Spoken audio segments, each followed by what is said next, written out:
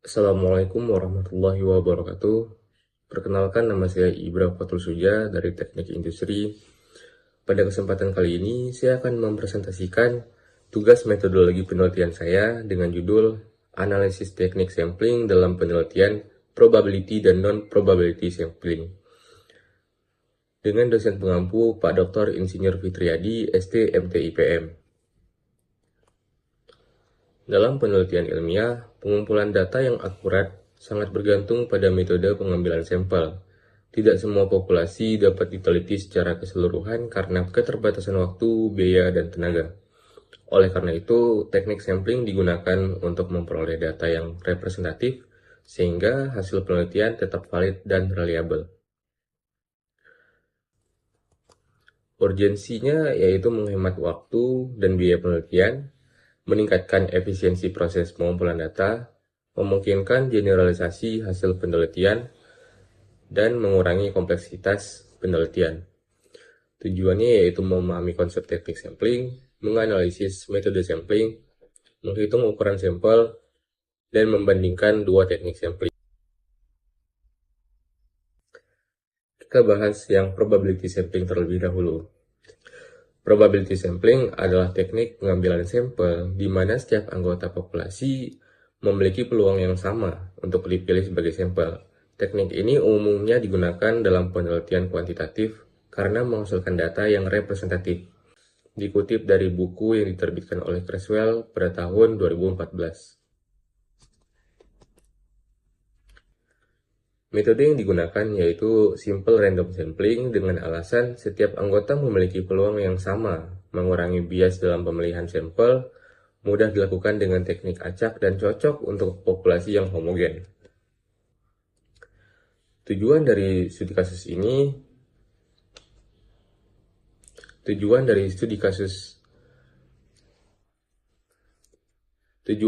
kasus probability sampling yaitu mengukur tingkat kepuasan mahasiswa terhadap sistem pembelajaran online yang diterapkan di perguruan tinggi.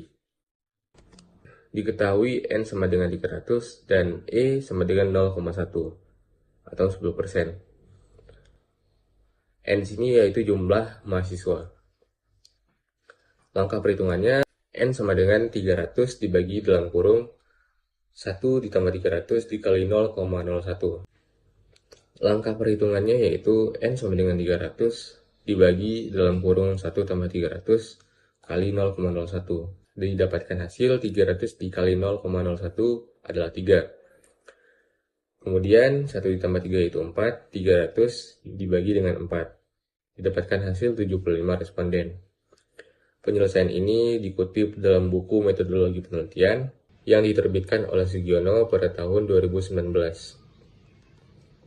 Tujuan sampling yaitu memperoleh data yang mewakili populasi mahasiswa sehingga hasil penelitian dapat digeneralisasi.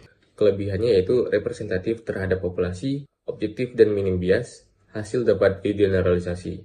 Kelemahannya yaitu membutuhkan data populasi yang lengkap, kurangnya efisien untuk populasi yang besar, dan tidak cocok untuk populasi heterogen tanpa stratifikasi. Selanjutnya kita bahas non-probability sampling. Non-probability sampling adalah teknik pengambilan sampel di mana tidak semua anggota populasi memiliki peluang yang sama untuk dipilih. Teknik ini sering digunakan dalam penelitian eksploratif. Dikutip dari buku yang sama yang diterbitkan oleh Sugiono.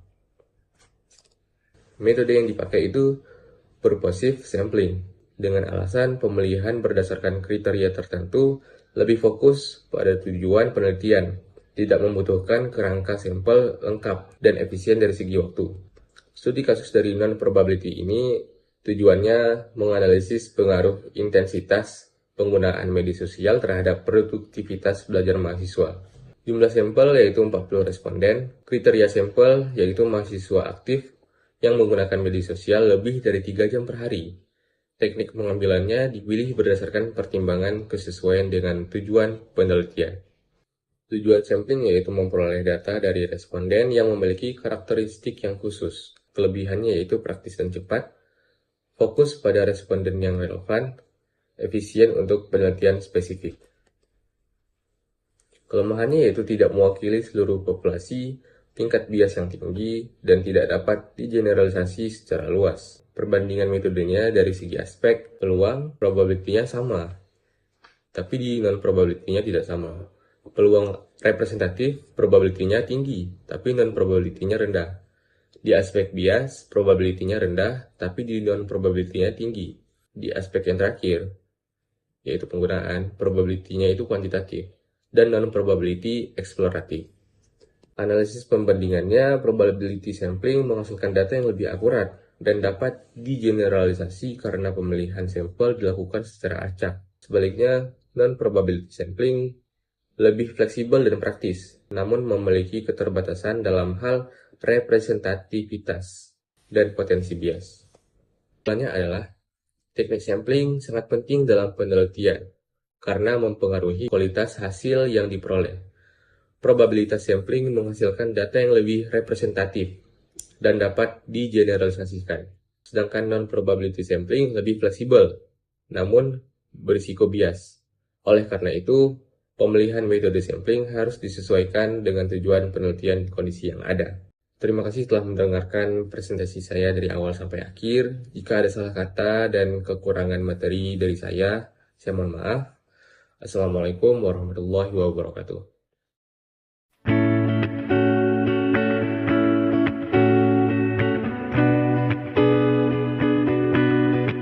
Ow!